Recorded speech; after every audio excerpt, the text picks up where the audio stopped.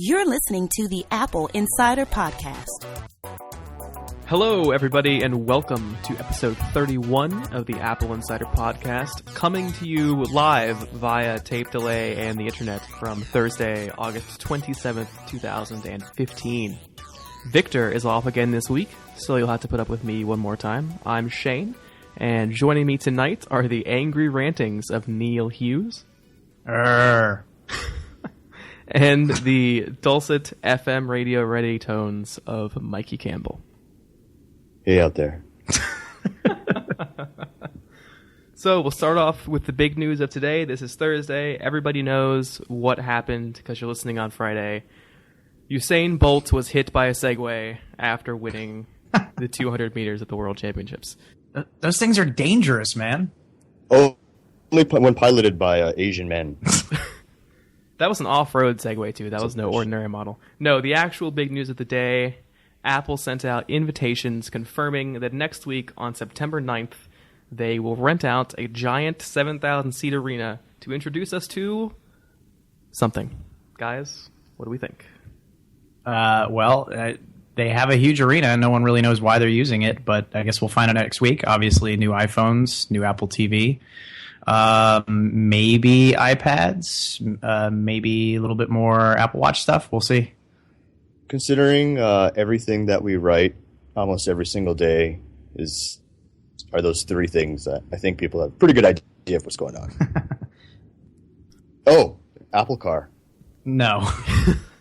What? Come on. They're going to put it in the globe of death. They're going to put two of them in there. Motorbike style. Yeah. And you're going to, run it around. That's why they need the big space. All right, so for those who aren't up to speed, let's at least give them a rundown of what we're expecting, right, in the new iPhones, because that's what everybody who's listening wants to hear. So we're expecting two new iPhones, same regular design as last year, 4.7-inch, 5.5-inch screens. Presumably they're called 6S and 6S Plus. Quite unfortunate names, but whatever, it's just a name.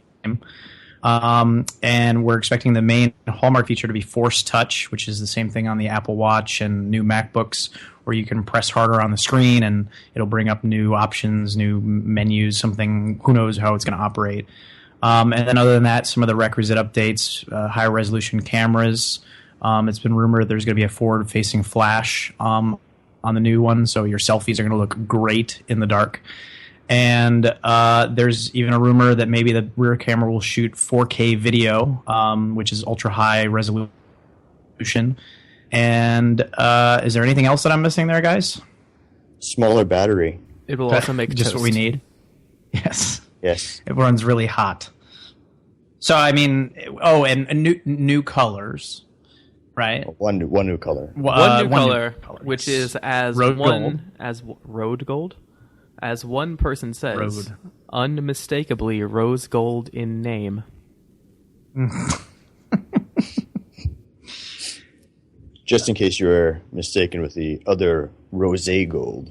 Yes, this is not. But crystal. it will presumably not be made of actual gold, unless they wanted to start making a gold iPhone, which seems like a terrible idea to me.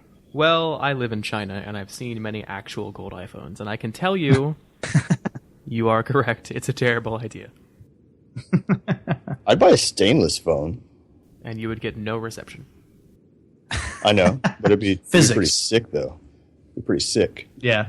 Because I don't know, the 6 and the 6 Plus, I mean, I thought the 5 was light, but I mean, these are like airy.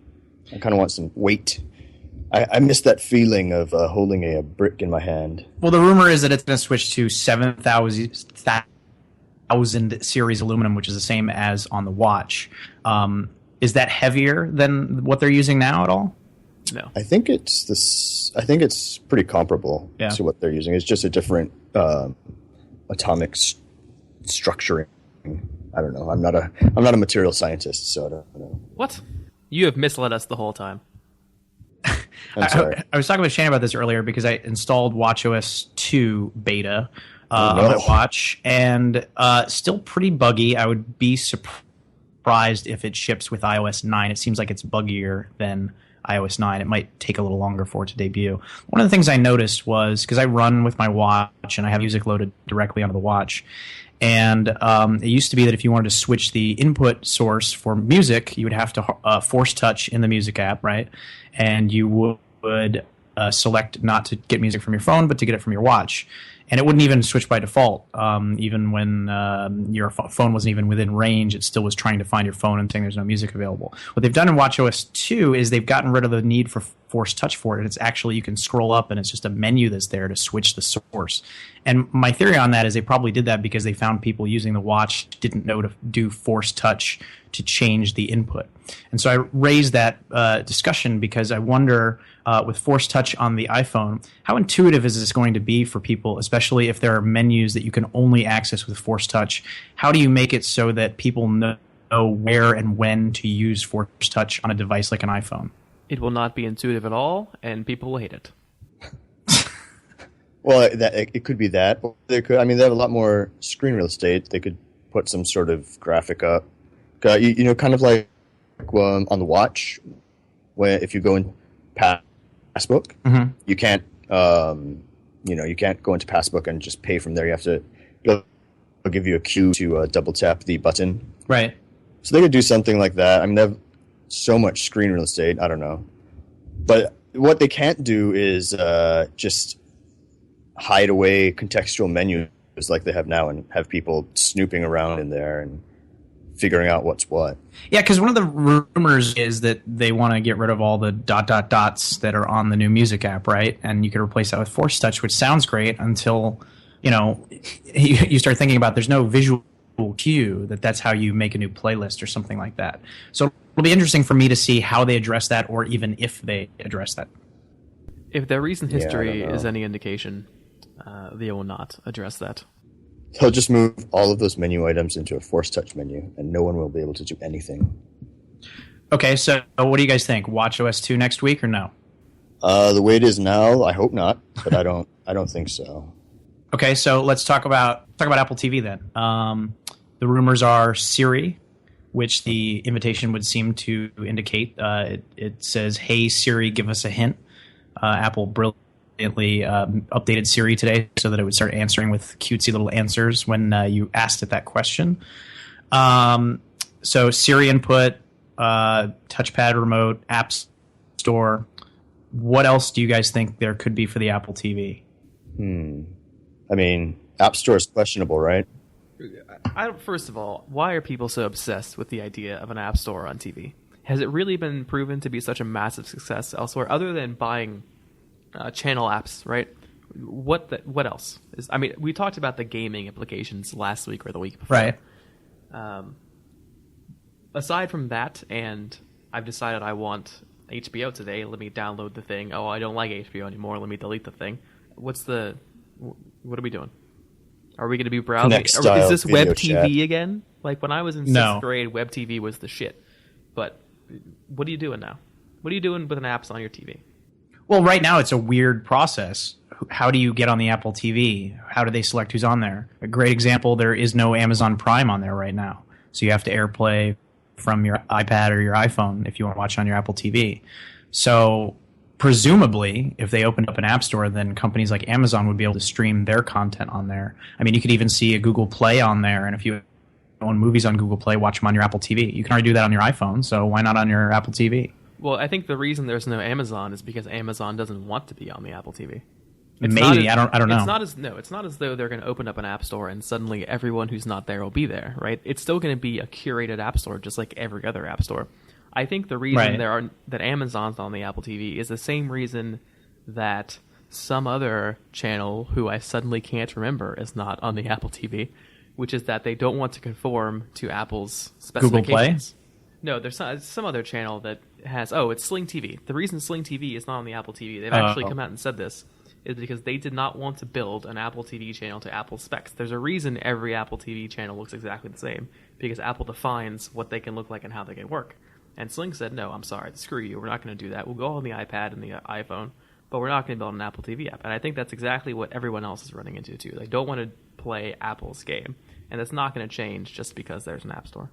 Well, it's kind of clandestine now, though. Nobody really knows what the process is. What if I'm a small-time content maker and I don't want to go on YouTube and I want to make my stuff available on Apple TV? I mean, I'll never get on there. You have to have some sort of a name brand, right?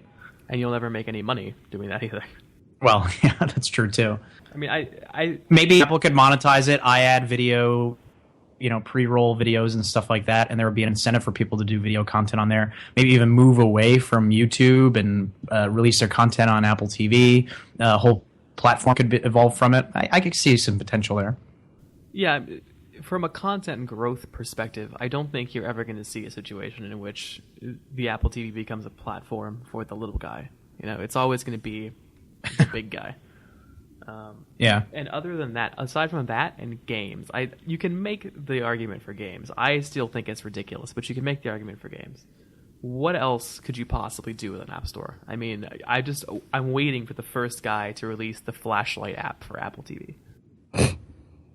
I mean, we really need some sort of a we really need some sort of a cross-platform search method, right?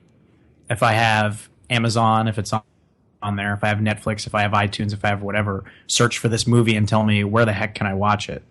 One of the reasons I don't think that content is super important to them, third-party content, is because of AirPlay. Does anybody really have a problem with using Prime Video on their Apple TV via AirPlay now? I mean, if I didn't have to pick up my phone and I could just sit on the couch and talk to it and have it work for me, that'd be pretty great. Yeah, I don't dispute that, but I don't know. I just think the prospect. So you don't sound very excited about a new Apple TV then, huh? I just think the prospect of an Apple TV App Store is absurd. Well, I have a theory that it. Go ahead. No, you go. Okay. I have a theory that there will not be an App Store for the Apple TV at launch. If you look at Apple's past when they've launched app stores, it's always months before it actually becomes available. So that way they can launch the App Store and say, hey, we have over 1,000 apps on there, over 500 apps or whatever it is. The iPad was announced and came out 3 months later. The Apple Watch was announced and came out about 6 months later.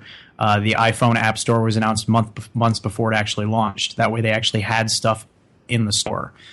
With no time to put apps on the store, if it were to launch day and date with the product, I would not be surprised if the Apple TV software out of the box when it launches does not have an app store and it's a update either later this year or maybe even early next year.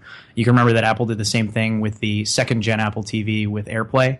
They shipped it in the fall with no AirPlay. It didn't actually arrive until an Apple TV and iOS update in early the next year, 2011, 2012, whatever it was. So I think you'll see the same thing this time. It won't have an app store right out of the gate. I don't know. While you were saying that, I was thinking there is one category of stuff that I can imagine doing well on a TV, and it's, coincidentally or not, what every other smart TV maker uses to sell their TVs, which is Skype and FaceTime. Mm-hmm. I think there's an argument to be made that while there may not be an app store per se, there will be apps. I think that's a scenario that you can easily justify. Well, one question I have about that is then where's the camera? The TV. That is a valid question. And I don't have an answer for you. Well, we touched on this last week, right? If you're going to do one of these and you want to have good sound pickup and all that, you need to do something like Microsoft does with Kinect, where it's a separate accessory that's wired. And that just does not seem like an Apple-like approach. Maybe you have to think that whatever Apple does, maybe. I mean, I don't think that they're going to have something that plugs into the Apple TV that has a camera and a mic. I think it's going to be an all-in-one design. What if it's something wireless that has could a just camera look like and a mic? Kinect. Yeah. I mean, they could. They could drop the hockey puck form too and make it some Kinect that is the device that sits under your TV and is constantly watching you. That would be creepy. Great. But I mean, what do you guys think they're going to this big arena for then? I mean, the iPhone sounds like a mid-cycle upgrade as normal. The Apple TV could be cool, but that's not exactly a needle mover for them. Why get this big arena? Do you think maybe they have a surprise in the works or what? It's the Apple Car. Maybe they're going to blow out. Yeah, well, they're going to blow out all their products for 2015 at one show. Here's an iPad, everything. Here's an interesting thing. So the Apple Watch launch was a bigger venue also, and you had people going oh, look, I got an invite to the Apple event for like fashion people and stuff like that. But there hasn't been a similar thing today. So do we really believe they're actually inviting 7,000 people, or they just got a bigger venue because they wanted to do something else? Last time they built a whole new building. This time maybe they were like, we don't want to build a building again. We're just going to do it inside. Yes, but it would still be that's a huge space. I mean, they're more than doubling what they did for the Apple Watch event in terms of seats. So unless they're going to tarp off empty seats, I don't know what the game plan is here. Like the Jacksonville Jaguars. Benedict Evans, who's a partner at A16Z, it's a VC firm in the Valley, I think it was him. He tweeted the other day randomly, I'm sitting here thinking about how many Apple stores around the world are designed so that you can easily put a car in the window. Oh, yeah, I read that. Interesting. Yeah, so I don't know. This is what they were thinking all along. All along. Steve Jobs planned this in 2003. Together. So but I mean, nobody's realistically expecting a car next week, right? Or in a couple weeks. No, I am. No, I'm just kidding. Do you guys think we'll see iPads or no? No, that's a possibility. I mean, I wouldn't rule it out. Because even if it was the even if it was the iPad Pro, right, a 27-inch iPad or whatever, is that really a massive thing? I mean, not physically speaking. Is it a big event? I don't think so. It's just a big iPad.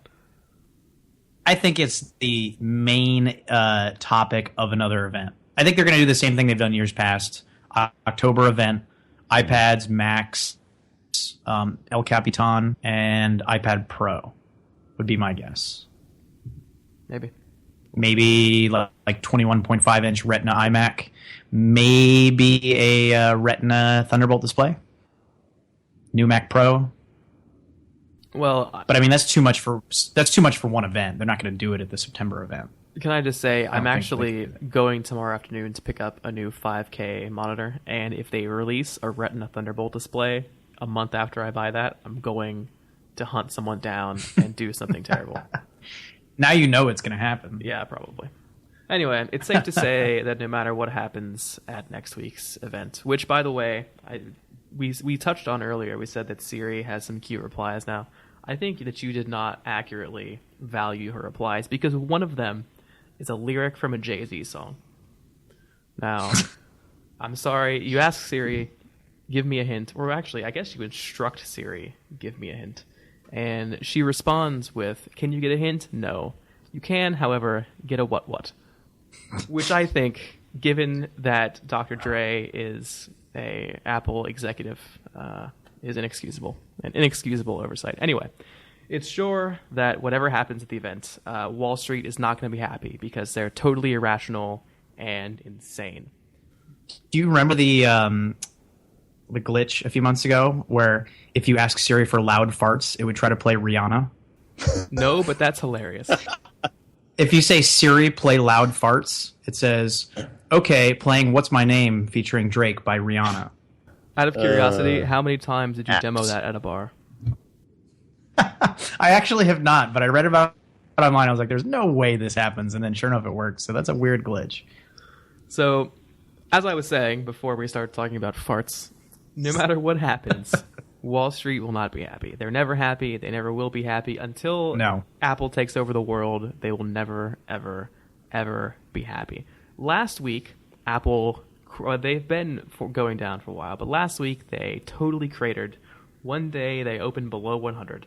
And it was so bad that Tim Cook felt it was necessary to correct the record. So he did what the CEO of the world's richest corporation would do in that situation, and he emailed Jim Cramer, and he said, the Kingmaker. Yeah, he said everything's fine. Don't worry. The problem they were having is that everybody thought there's a huge economic slowdown in China. China is a big market for Apple, therefore Apple's doomed. So Tim was like, look, Jim, actually everything's fine in China. It's doing well. The App Store had our best 2 weeks ever. We're seeing strong growth in the iPhone. So would you all, please back off? And the stock immediately rallied to like 105. And then, mere moments later, I apologize, I'm monopolizing our airtime. Mere moments later, somebody said, excuse me, why is the securities and what the hell is the SEC? Wow, I just totally blanked. Securities and Exchange Commission. That's what I was going to say, but it seemed wrong. Anyway, why is the SEC not looking into this email to Jim Cramer? Surely this is insider trading. So that was the progression of the Wall Street insanity last week. Apple went way down. Apple went way back up. I believe and now Tim Cook's going to prison. Southeastern Conference should be looking into it. Yeah, see, that's exactly what I think every time I hear SEC. For those who don't know, both Neil and I went to Southeastern Conference schools. The same school, actually. Go Gators. Yeah, I mean, that's typical Wall Street nonsense for you, right? It's just the fact that TV personality needs to get emailed from a CEO to help the stock out is just like, are we living in loony land here or something? I don't get it. Yeah, I don't really Mad know what money. to say about this. And plus, their earnings ratio is way down. It's like 16 times or something. Yeah, and Netflix is 235 times or whatever. That's probably totally Well, wrong. let's not forget, too, that all of this happened in a backdrop of where the entire market was doing awful last Friday and this Monday. It was down, I think, 550, 600 points last Friday, and then it opened immediately Monday down over 1,000 points, and rebounded as the day went on, but still. There's a lot of fears about the global economy, particularly in China, and that backdrop is in which the concerns about Apple have come from, where they're afraid that the growth that's being driven by China is going to fall off a cliff, even though there's no real evidence that it's going to affect Apple in that way. There's no real evidence it's going to affect anyone in that way except, like, yeah. Gucci and Prada. I mean, what is the old retail trope? I guess it's not a retail trope, just a trope in general. Luxury brands always survive recessions, and Apple is, for better or worse, a luxury brand. I mean, that's where they've positioned themselves. That's where they want to be, and that's what they are. I would like to remind I live in China, and I would like to remind everyone who is freaking out about this that, one, the Chinese Communist Party has a lot of money, and two, there are 1.5 billion people in China, and not all of them are going to become poor again at the same time. So, chill. I'm not sure if you heard, but Trump had something to say about that today. Oh, did he? I didn't hear. Please tell. He was basically talking about East Asian business relations, and he made a semi-racist remark, something about how when, like Americans or Europeans come into the room during a business deal, they say, "Hey, how's it going? How's the U.S. How the Yankees doing?" But when someone from Japan or China enters the room, they say, "We want a deal." And I'm not saying that is exactly what he said. He said, yeah, he did. Did he really? Yeah, he did use the accent. Except it came out more like a he doesn't really have the ethnic accent down, so it sounded more like a caveman kind of. We want deal. Well, you used to live in Japan, and I used to live in Japan, and I think we can both tell him that he's completely incorrect, because that's nowhere near how a Japanese meeting would go. Yeah, it's funny though. Yeah, I feel like he just wants to offend everybody, and it's working, right? Yeah, I mean, he's up in the polls. Well, that's how you. It's great. That's how you get up in the polls. You offend everyone except for the people who actually answer the phone. Yep, sounds good to me. So, let's move on before we offend our listeners. Hey, that's what I was doing. Calm yourself down. If I was Donald Trump, aside from a gold Apple Watch edition, the one thing that I would want is a smart band for my gold Apple Watch edition, probably to tell me how much of a jackass I'm being. There's a rumor that just such a program is underway, not the jackass detection program, but other smart bands, and in 2016, Apple Watch owners will be able to buy said smart bands and add functionality to their watches. There's no word on what the functionality would be. Presumably it's, blood pressure tracking or something. But yeah, that's out there. Pebble did it first. Who will wear it better? This was a rumor that I wasn't really too sold on. It seemed a little out but our readers really responded to it and said it just made too much sense. So I guess I'm in the minority on that one. Some of the stuff that I've said that they could make these smart bands for is to read blood oxygen levels, respiratory rate, blood pressure, body temperature, stuff like that. There were some weird claims there, like that the Apple Watch wouldn't be able to read body temperature accurately on the side of the watch because of heat from the device when it runs and charges and stuff. Maybe there's some truth to that. I don't know. But basically, this all hinges upon a hidden port that a lot of people don't realize is inside one of the grooves that the bands slide into. It is on all shipping watches. It's a diagnostic port, and it's covered up. And you can actually, if you wanted to, I guess, remove it. But there's nothing that really attaches in there at the moment. The one thing that concerns me about this is you wouldn't be able to install one of these smart bands on your own because of the fact that you have to remove this thing and insert it into the port and all that, right? So you'd have to, I guess, go into an Apple store and they'd have to install the band for you or something. But or they could, yeah. I mean, they could just, who knows? I mean, has anyone tested the waterproofiness of the port? I mean, maybe it's pre-built or it's already built to be waterproof. Maybe. And all they have to do is remove that little trapdoor once the time is ready. How does it remove though? Do you just remove it like with a paper clip? I've seen people remove it with like a knife. Yeah. I think it's just kind of, it takes like a little tool. I think Apple Store peeps at the Genius Bar have like a little tool that pops it out. And that's how they like test what do they do at the store with the port? How's it used now?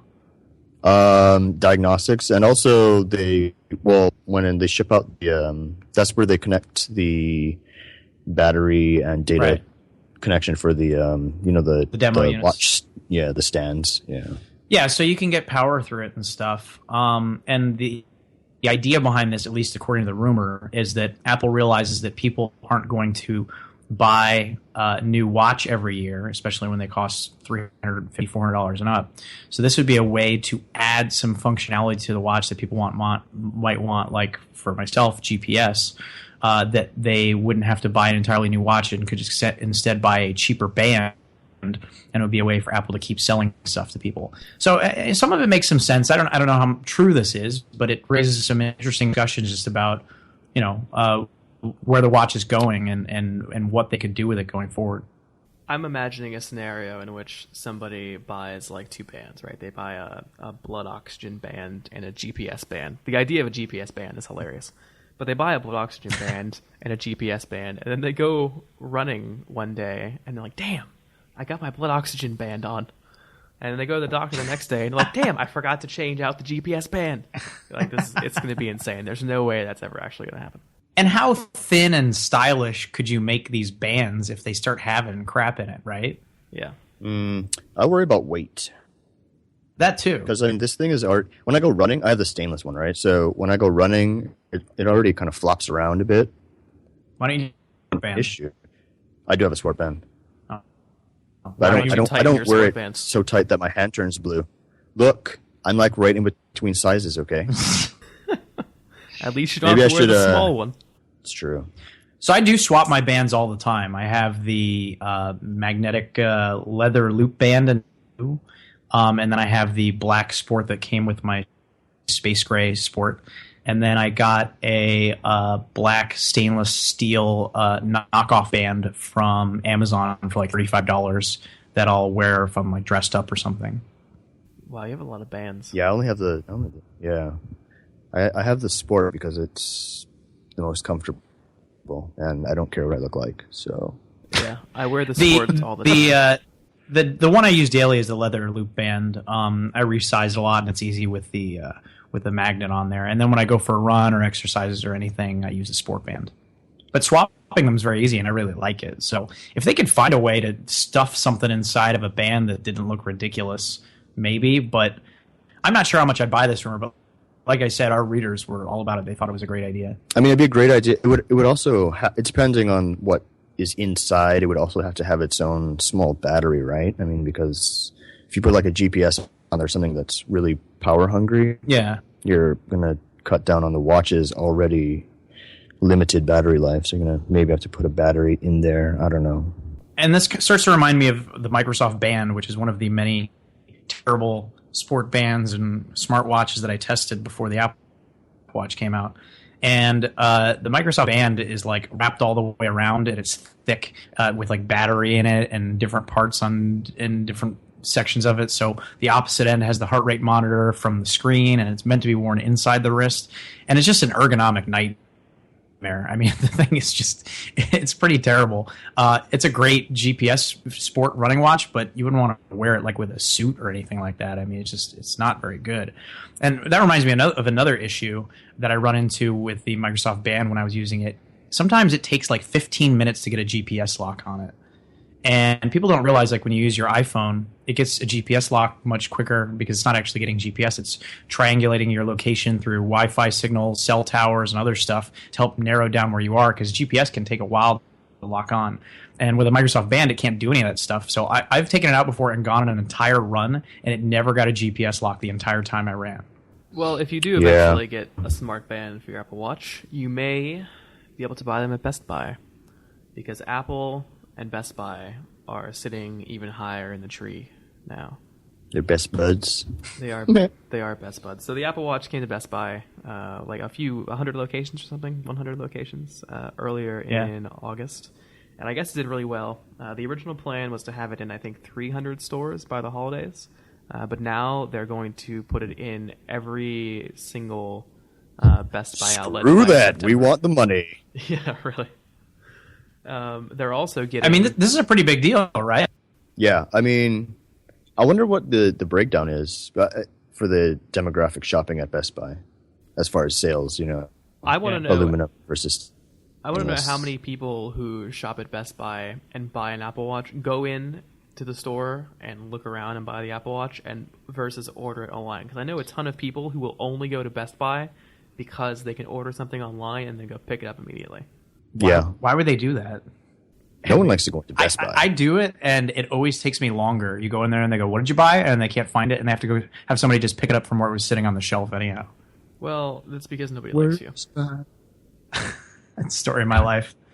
Wait, are you Neil Hughes? Yeah. Yeah, my picture let me go. out. Let me go look for that for you. I'll be I'll be back.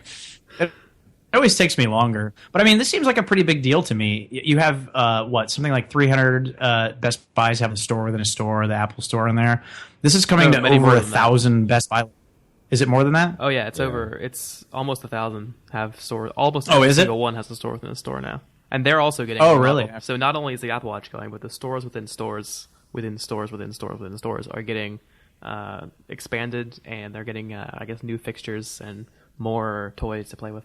And Best Buy just reported their earnings last week, and they surprised and exceeded Wall Street expectations. So they're a company that like 2-3 years ago, some people thought wasn't even going to survive, and they seem to be doing pretty well right now. And so this growing partnership with Apple, I think, is a beneficial thing for both companies.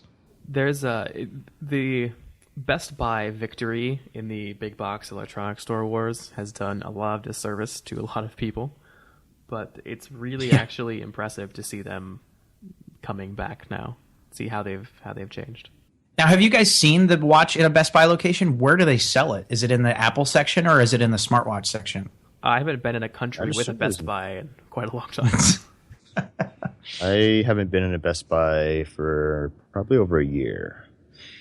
I'm just curious where they sell it, because the iPhone is not sold in the Apple section. Yeah, it's in the mobile phone. The Apple section. Last time I was there. It's in the phone section. If you go to the Apple section, it's Macs, it's Apple TV, it's iPad. But they do not sell the iPhone there. So where do you put the watch? I would guess in the Apple section, but I really don't know. So if you're listening to this podcast and you live near Best Buy, please tell us where the watch is, because none of us tech writers have ever been in there. Yeah, I would assume Apple would want it in the Apple section, although...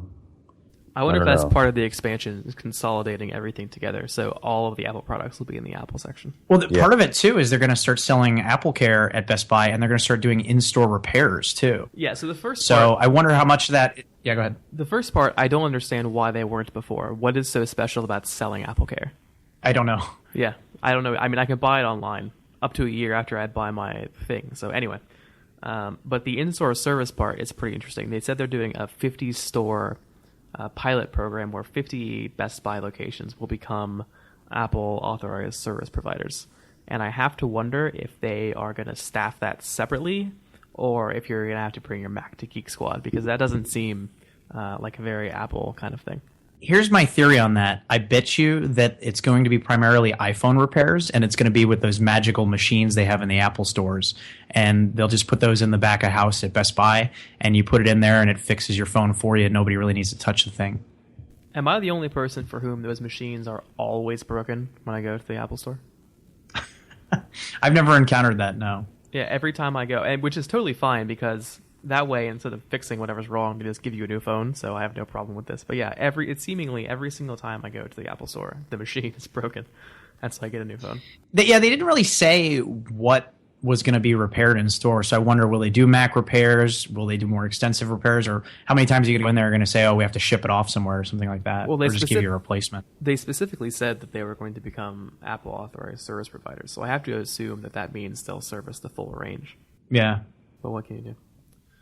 I don't really want to talk about Best Buy anymore. I don't know about you guys, but before we move on, I do want to talk about one thing that is a subject close to my heart. A lot of you don't know this about me, but I really love cloud infrastructure.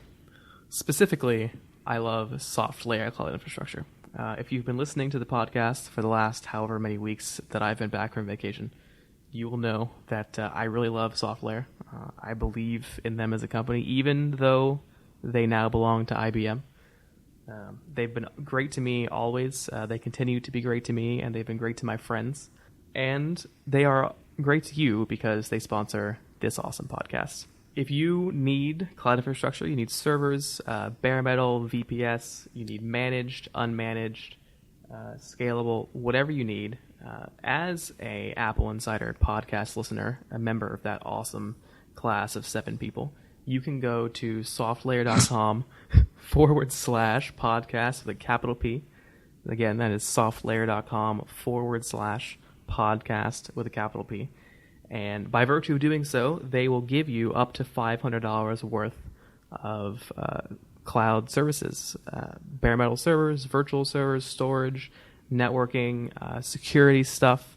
You can put it anywhere in the world. They have 24 data centers, all connected up to the same awesome SoftLayer network. They have great automated management controls, and as usual, their service and support is second to none. They're an absolutely great company.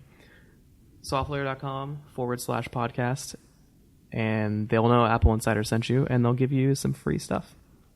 So after that awesome promotion for an IBM company, we turn in to the anti-IBM. Not really the anti-IBM. That segue made no sense, but we're talking about Tesla, which, by the way, Mikey, you made fun of me the last time for saying that somebody called the Model S the best car in the world. This morning, Consumer Reports gave it a perfect 100. And not only did they give it a perfect 100, they had to change their scale because it actually scored a 103. So I feel. Do you know where I go for my automotive decision making? Consumer Reports. Not Consumer Reports. No, not Consumer Reports. Where do you go? Anywhere but Consumer Reports. Actually, no, I lie. I go to Consumer Reports, see what they recommend, and I don't buy that. I will say, I don't know. I live in Hong Kong, and I think that they give Model S's out like when you open a new bank account now, because I see at least 3 or 4 a day. Like just walking from my house to the supermarket, it's insanity. Where I live, they're lousy with them over here. I've only seen like 2 Model X's, and I don't even see them anymore. There's no Model. It doesn't exist yet. I mean, not Model X. Model. The Roadster. The Roadster. What's it called? They're redoing the Roadster. It's called the Roadster. Okay. Yeah, I've seen 2 of those when they first came out, and I haven't seen them since. But a lot of Model S's. I've only seen one of those here, the Roadster. But yeah, a ton of Model S's. So, as the best car in the world, obviously they are a candidate for poaching, which Apple continues to do. They hired a senior Tesla engineer sometime, I don't know, before we recorded this podcast. Neil, you know more about this than the rest of us put together. What do you think? Well, one thing, this is probably no interest to our listeners, but I'll say it anyhow. Why do these stories keep breaking at like 3 o'clock on a Friday? It's always a Apple Car story at like 3 o'clock on a Friday. It's like clockwork. Somebody's got these things coming out.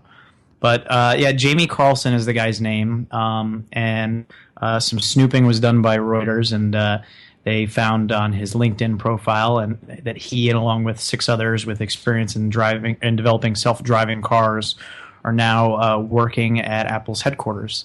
So gasoline continues to be poured on the fire about a potential Apple car, and with every Friday at 3 o'clock, we learn more about the project. No pun intended. So here's something I'm curious about. When you when you work at Apple, generally speaking, you are not allowed to have a life or a public persona of any kind. Interestingly, the WebKit team, the team that works on the WebKit open source project and Safari, they are not allowed to have personal blogs. There's a WebKit blog, but they're not allowed to have personal blogs. So my question is this. Given everything that we learn about Apple from LinkedIn, why is there no corporate policy against changing your LinkedIn when you get hired? They used to do that, didn't they? When LinkedIn first became like a thing. I'm not sure if that was on the part of the employees or if it was like a mandate from Apple, but when they got hired, it was kind of like, or acqui-hired, they would erase all vestige of their all traces of their existence. Yes, basically. Yeah. Dead. I don't know. We can go back to the actual It's interesting story. that all these rumors keep, focusing on a self-driving car. And because that's the new it's inevitable, right? There are going to be self-driving cars, but do you guys see a first-generation Apple car driving itself or not? I don't see a first-generation Apple car to begin with. Yeah, I was discussing this with one of my friends this past weekend, and we're talking about the infrastructure needed to facilitate a self-driving America, or a self-driving China. And I don't know. It'll happen one day, probably, but I mean, how many years down the road is that? If Apple does have a self-driving car, is it going to be nerfed somehow? I mean, Tesla's isn't even really fully operational as far as it, could be. Well, demoed it. What do you mean by infrastructure? Well, it depends on what. Okay, like Tesla's reads speed limit signs, right, and all that kind of good stuff. Uses their technology. The Mercedes one uses radar to measure distances. It has to be some sort of standardization between all of these different systems for them to work well together on the road. And I don't know. Apple introducing its own self-driving car is going to add yet another format to the fray. Also implications as to when these things get into an accident, like who people are obviously going to go after Apple, right? I mean, they go after Apple for ridiculous stuff anyway. I mean, what happens then? I mean, I don't know. I'm getting too far ahead of myself, but these are all interesting questions. I don't know. I think it depends on what exactly I think that there's a fundamental lack of vision on the part of everyone, including myself, about what the future of cars actually is. And I think for flying vehicles. Yeah, I think for that reason, that's my primary reasoning behind why I don't think that there's an Apple car on the horizon. Because, so what do you think they're hiring for then? I mean, I don't know. I'm absolutely certain that there's some kind of bigger car play in the works, right? Yeah, I don't think it's just a car. I think they want to make a car system, like a subsystem that you can perhaps license out to any car manufacturer. I don't really see them marketing a turnkey solution like a rebadged i3 or no, something like that. So you see them just making the brains of a self-driving car, or what? Yeah, I mean, why not? Otherwise, OEMs have to, do the research, R&D themselves, and then we all know car technology is not. Car companies are not the best at rolling out that kind of stuff. Well, and here's my other thing. So why not a tech company? Here's my other thing. We've based, aside from that one, was it Reuters or the Journal, the original report about Project Titan. Aside from that, we've based the vast majority of our thought process on who they're hiring. They're hiring people from the automotive world. Well, a lot of stuff goes on to build a car, right? There are a lot of processes and different subsystems that have nothing to do with a car, but are nonetheless very important and deeply technical. And if Apple has shown nothing else, they've shown a willingness to hire smart people and let them do other stuff. Okay, but can we all at least agree on this? Can we say definitively that we all think that somewhere in Apple's top secret skunk works is a car project, whether or not it sees the light of day? There is a vehicular project of some kind. I mean, they have to be doing something like this, right? It's just it's an inevitability of technology, and it's a huge market that has a lot of opportunity. If Apple weren't looking at it, it would be a disservice to the company, I think. Yeah, I don't know if it's an inevitability, but I think that it is definitely something that it's worth sinking a couple $1 million into. Well, find that in his couch. You backed off it earlier. You're saying we're getting too far ahead of ourselves, but let's get far ahead of ourselves. Let's envision a future where it's proven that self-driving cars are so much safer than humans driving cars that some municipalities or states or countries start to ban people behind the wheel. Companies that aren't in on that miss out on that market potential, right? Mm-hmm. So if Apple's looking 30, 40, maybe more years down the road, which why wouldn't they be, right? They have to imagine where things are going to go and what they want their devices to be in the future. I think they have to be in that market. I think that they have to be looking at it. Yeah, but they have to be in transportation. But here's the thing. That is a very America-centric view of things. There are three major first world car consumers, right? It's the US, China, and Australia, if we're including China in the first world, right? It's the U.S., China, and Australia. Almost every How dare you? Almost every other developed country has and uses a well-designed and well-developed public transit infrastructure. I haven't driven a car since I left the States. It's been 4 years now. And that includes traveling essentially around the world. I think I drove a car once when I went back to America.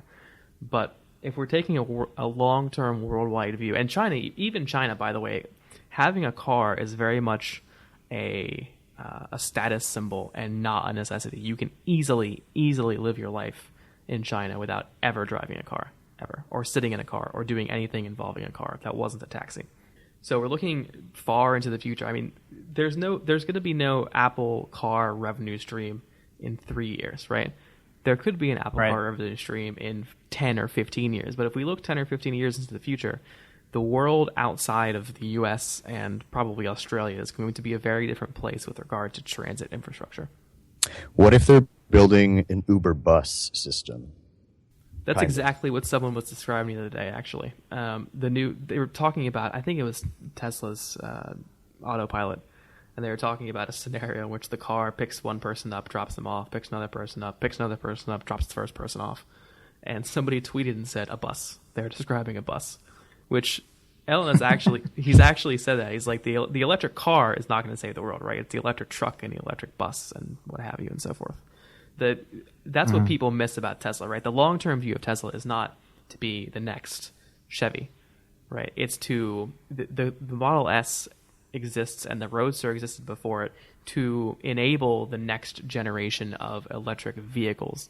Whether they're family sedans is a whole different story, and I don't think they will be. That's my primary problem with an Apple car, is that you're developing a car is looking 20 years into the future, and 20 years into the future looks much different for the car than it does today. It's a big gamble for a company that has no prior knowledge of that industry. Although I guess they could hire people, but still, even the transportation industry itself has no idea where it's going. Is it too big of a gamble though? I mean, they have $200 billion in cash. But it's not just... I don't know that anything could be, aside from a project to like build the Death Star. I don't know if there's a project that could be too big of a gamble for Apple. That's a surefire hit. Yeah, let's blow up the moon. You know, if that's like what they're going to do with their money, okay. But other than that, like I feel like it's pocket change for them. If they sunk $50 billion into a project like this, it still wouldn't do anything to the company. But don't think about it. Depends on the direction it's going. Don't think about it in financial terms. Think about it as opportunity cost, because we've already heard that they pulled 1,000 engineers or whatever from other places, and other teams are suffering because of it. That's the real problem with pursuing a massive project that doesn't work. But I feel like when you have an established product out, its future generations are almost inevitable, right? It just kind of gets set on a path. You know what the iPhone is going to gain. You know what the Apple Watch is going to gain. The camera's going to get better. It's going to get thinner. You know, really the next generation of phones is longer battery life is where a lot of the focus is going to be. You just know that. I mean, you can picture what an iPhone will look 5 years down the road, what's coming. With the watch, there's only one generation out, but we know what it needs to get, what needs to be added, where it can get better. So making a new product and a whole new product category is a much more difficult thing to do, I think. Well, the other thing is you look at their product development process aside from the iPad, which was kind of an odd duck in Apple's history.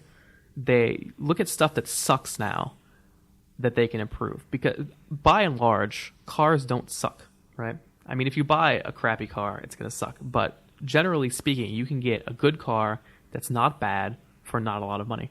So if I could have a car that 15 years from now is just like a living room on wheels, and I just kind of sit there and you know, take a nap, make phone calls, you know, read a book, and that allows me to get where I need to go, that really changes the world that we live in now. I could, instead of, you know, taking a flight, I could just, you know, book my trip around when I'm going to sleep, get in a car, or lay down and sleep, wake up 8 hours later wherever I was going to go, and not have to do all the crap of flying. So I could see a world where cars are a million times better than they are right now, because driving is such a waste of time. You can't do anything other than listen to us on a great podcast while you drive. Well, you could probably do other things. That's a sad view of the world. Yeah. Yeah. I wouldn't want to live in a world where we were the only entertainment option. But right, I mean, think about if you drive like 10 hours, think of all the wasted time there that you could do something with. You could work, you could sleep, you could nobody disputes that, right? I think that would be absolutely amazing, and that world definitely is coming. But when a car just becomes a bus, so assume in your future scenario it actually is just a living room on wheels, right? You don't do anything with this living room. You have a TV or whatever, and you sit in the chair and you go to sleep, and the car does everything else automatically by itself. What does Apple bring to the table? Right? An Apple design living room would be the most uncomfortable living room made by mankind. It would look great, though. It would look fantastic, but it would be terribly uncomfortable. You wouldn't be able to sleep. Everything you did would smudge. It would be horrendous. So what is rich Corinthian leather on all the seats? Dyed white. 20 years in the future, when a car is a utility, what do they bring to the table? It's who was it? Was it Goswiak or was it Eddie Q? Somebody said a few months ago that they could see the car becoming the centerpiece of your connected life. I mean, you know, as a connected device, a car obviously has a lot of potential, and the potential becomes greater the less that you have to worry about driving while you're in the car. I don't want to stay in my car longer than I already do. I don't either, but if you could make the experience better and I could actually like work while I was in my car or something, that'd be great. Well, you can. You just hire a driver and you sit in the back seat. Right. Yeah, exactly. If you do actually at some point end up with a car that is a utility, one thing you're going to want to do is travel, as Neil said. You can sleep in the back of your car while it takes you, to somewhere else. I don't know where it could really take you, where you could need one of the products that I'm about to talk about, but we'll just assume a fantasy world where it could happen. I took a look at two things for what has been unfortunately named the digital nomad, which is kind of what I am. And actually is what everyone on this podcast is. We move around a lot. We work on our laptops, etc. The first one is the One Adapter Twist Plus, which is a worldwide travel adapter that comes with plugs for every country and every plug form factor. If you travel a lot to different places where you need adapters, you know that the ones that exist now kind of suck for a lot of reasons. The primary problem is that they're huge and bulky, and when you try to plug stuff into them, it makes them even huger and bulkier and very annoying. So what One Adapter did is they designed an adapter that actually fits onto a MacBook charger or an Apple charger and then plugs into the wall. There have been others. They're not the first by any stretch of the imagination, but it's definitely the most well executed among them. You just to switch plugs. A lot of the other ones that are out there in the market now, you have little pieces of plastic, right? Just like like you switch an Apple charger from the cord to the wall plug. All of the other ones you take off, you pull off one, like the British plug, and put on an American plug. With the One Adapter, you sort of just twist it, and it goes through the range of possible available plugs, which is really handy. The second awesome feature about it is that it actually comes with 4 built-in USB ports, which can charge, I think, up to 2 iPads concurrently at full tilt, and then 2 iPhones.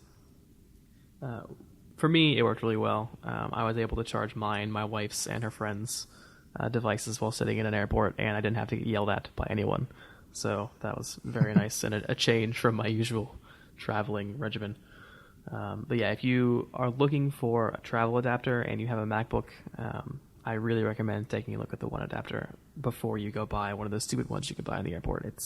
It's a worthwhile upgrade. If you don't carry a travel adapter with you, then you probably don't care about anything I just said.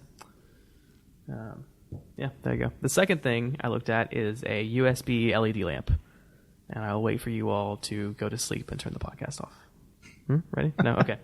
Anyway, no. If you do travel a lot and you stay in Airbnbs or whatever, and you work from those places, the lighting is often really crappy, and a lot of people have turned to USB LED lamps in a fit of just terrified rage.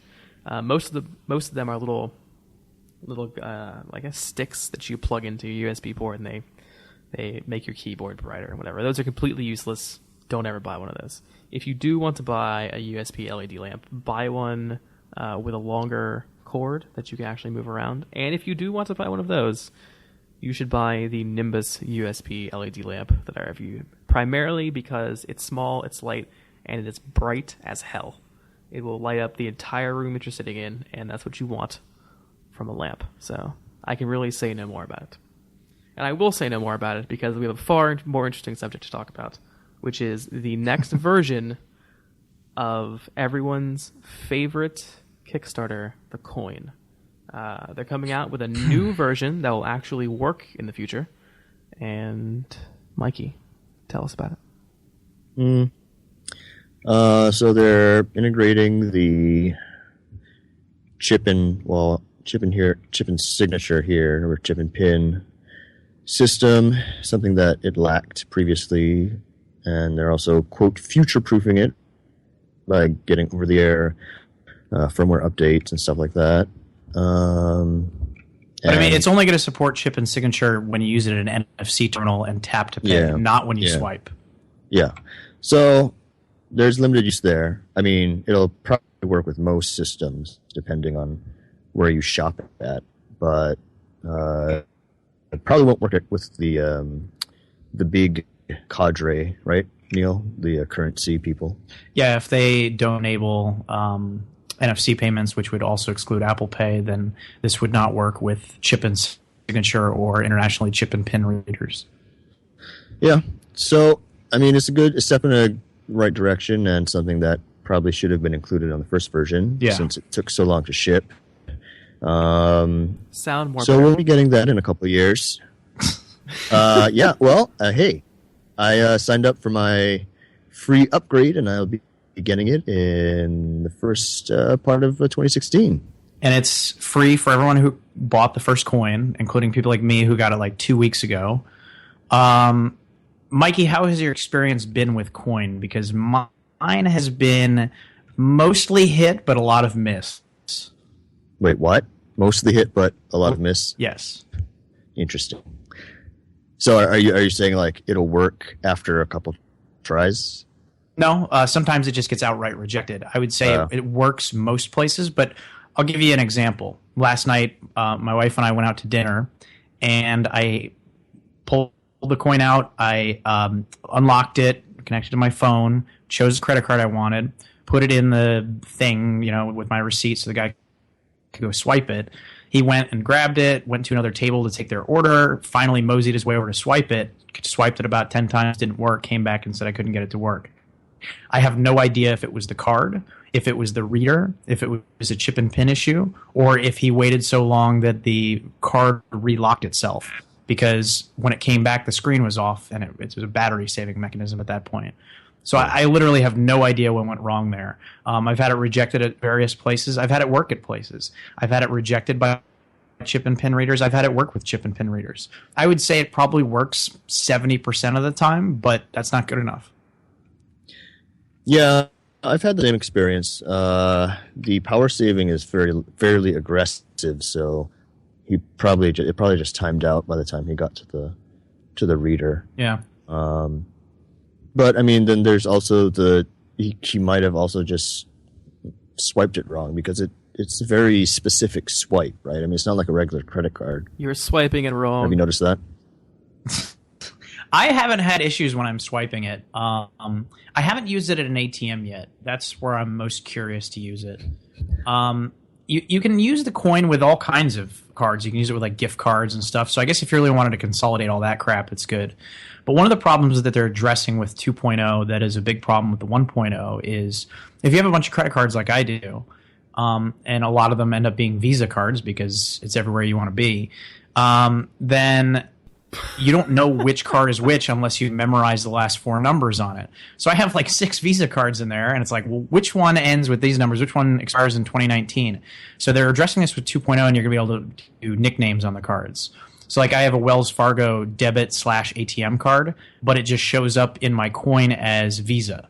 So in Coin 2.0, you're going to be able to change the LCD to read what it is, so I can put ATM on there and not have it just say Visa. I thought you could. Did you get Yeah, you can do it with the new version of the app. Although I don't think you can do it with every card. You can't do it because I think the readout on the screen is limited in terms of the letters or something. I don't know. Because what happened was I launched the app, I entered in custom names for 2 of the cards, and then I saw that there was an option in settings to apply for Coin 2.0, and then I went back and it no longer let me enter custom names for the cards anymore, and they're not showing up on my card. So I don't know if it locked me out because I said I wanted the new card or something. I don't. Did yours update? Is it actually like letting you put custom you names? want a new card, do you? Well, then I'm sorry, you're not going to get this feature. I don't know. I don't know what the limitation would be, but in their announcement, they said that you'd be able to do it with the 2.0 card. They did not say anything about the current card. I don't. No, hold on. Let me check. Hold on. Okay. Do do do do do do do do do do do. I haven't seen Jeopardy in a long time. Okay. Yep. Well, let's see. Hold on. I'll try syncing here. Yeah, I think it's still showing up as Visa and MasterCard. Yeah, I think it's exclusive to the new card. I wonder if it's something to do with the LCD on it. It can only display certain letters because they're stupid the way they designed it. That's my guess. Could be the firmware. Can we just stop for a moment and think about the fact that we're talking about having to update our credit cards? The future is stupid. It's the future! I want to like this product more than I do. It works enough that I keep carrying it with me, but it's got to work 99.9% of the time for you to be able to take it with you and not have to worry. And as it is right now, I still have to bring my cards with me as a backup because the coin doesn't always work. And it works enough of the time that it's frustrating because it's like you're so close. I would say coin is an awful thing to use if you're going to restaurants because restaurants presumably aren't going to have tap to pay after October. That's not going to be a place where you pay like that unless they work out some way to make it work with your iPhone, and the waiter comes up with a terminal like they do in Europe. But I think coin is maybe ATM replacement if you swipe at the grocery store replacement, but if handing it off to somebody else, either going to lock on itself or they're not going to swipe it right or something. And that seems to be where all the problems come with it. Yeah, I was just about to ask, with the chip and signature change, are they going to do the bring you the terminal thing? Because they do that in Europe and everywhere else with chip and pin so that you can enter your pin, right? Like they do that here. But it's a cultural thing in the U.S. Yeah. Do you know why they won't do it? Because it's more convenient for the customer. So that's not going to happen here. Here it depends where you are. Like if I go to eat, say, America. like if I go to America, like if I go to eat lunch at the Mandarin, right? They're going to take my card and then bring me a receipt back. But if I go to eat lunch at I don't know, a cafe that's not the Mandarin, but it's not McDonald's, they bring me the reader. Yeah. I don't know. There's an interesting article about the whole, like Neil said, the culture behind it, how we've been kind of, our muscle memories and our whole cultural experience with the credit card is not associated with the whole tapping to pay thing. So it might take a little while, I think, before that becomes a thing. That is the most it's absurd such a weird justification thing ever. Well, but I mean, you can write literally anything down that you want when they ask you to sign, and it means nothing. Yeah, like I you used could to write draw hieroglyphics pictures on there, and they would approve it. So by its nature, the way we do it in the U.S. is not secure, because if you do it anywhere else, you have to enter in a PIN number, and somebody doesn't know your PIN number, then they can't use your credit card. In the U.S., we just scribble down something that you can't even read, and all of a sudden your transaction is authorized. Well, that's more for the the company to cover themselves, right? Yeah, it's only a PIN yeah, above a certain amount. Yeah, true. Yeah. But in the U.S., you can buy something for $2,000. There's no PIN number required. You just write hieroglyphics on a piece of paper or a digital screen, and there you go. You're good to go. So this is a product that will appeal to a very limited market.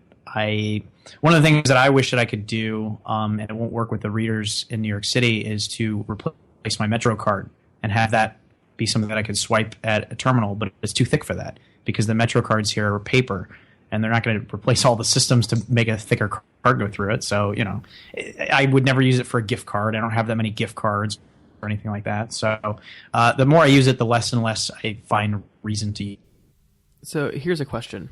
If they're going to support chip and signature via NFC, why would people not use Apple Pay over that? Exactly. Good question. Or Android Pay or anything. Yeah, whatever. I mean, at that point, yeah. I mean, I guess here's what the advantage would be. Kind of like if you use the Charlie card in Boston or many other places, obviously where they have public transit, it uses just a tap pay functionality. So people often just take their wallet, tap that, and don't pull out the card. So if you didn't want to dig your, I guess if you didn't want to dig your phone out and you just had your wallet there and you could tap it, that might be a scenario where you would use it. But even then, that's not going to work with the coin, because you pull it out and turn on the card in order to authorize the payment. So not really seeing a lot of justification here. There was an interesting card a few years ago, and I don't think they're around anymore. Have you guys heard of the Wallaby? I've heard of the animal called a wallaby. Sounds adorable. So it was an interesting concept, and I signed up for it, and they never mailed me the card. That's why I'm guessing it just never caught off. But basically what it was a smart rewards system where you would swipe the Wallaby.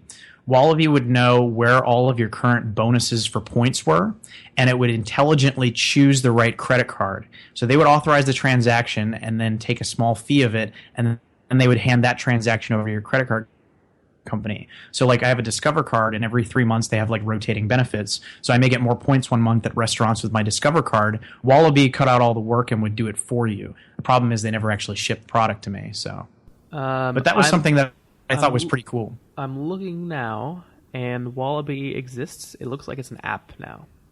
Well, what's the point of that? I have absolutely no idea. I'm just telling you. The part that made the idea cool was it was just a regular credit card. It went through like a normal credit card. It was everything normal about it, but it intelligently on the back end figured out where to authorize the transaction.